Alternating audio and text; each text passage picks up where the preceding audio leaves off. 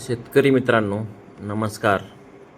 आज आपण माझ्या घरच्या शेतीतील दोडक्याची माहिती पाहणार आहोत.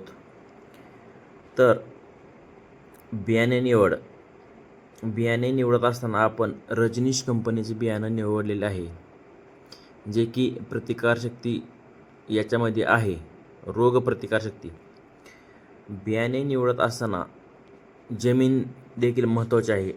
तर आपली जमीन कुठल्या पद्धतीची आहे, तर आपली जमीन काळी आहे, कसदार आहे. आणि बियाणं लागवड करत असताना आपण बियाणं रात्रभर भिजवत ठेवलं होतं आणि सकाळी अर्धा तास ते काढून फॅनखाली सुकवून नंतर आपण लागवडीसाठी घेतलं होतं.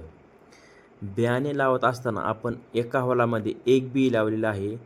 दोन्ही बियामधलं अंतर 2 फूट आहे. 2 सरीमधील अंतर 6 फूट आहे. आणि आपण बेडवरती बेसल डोस देखील टाकलेला आहे. त्याच्यानंतर खत व्यवस्थापन आणि पाणी व्यवस्थापन. आपण पाणी हे दर 2 दिवसाआड 2 तास आपण सोडत आहे.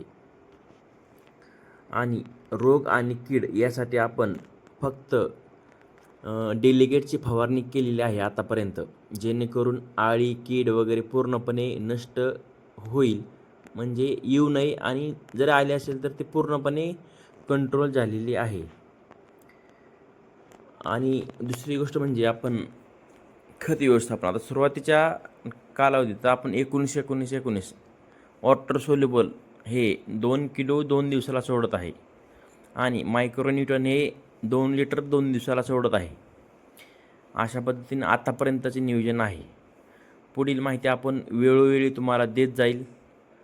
माहिती आवडली असेल तर चॅनल आपल्या सबस्क्राईब करा, लाईक कमेंट करा. भेटूया पुढील व्हिडिओमध्ये. धन्यवाद.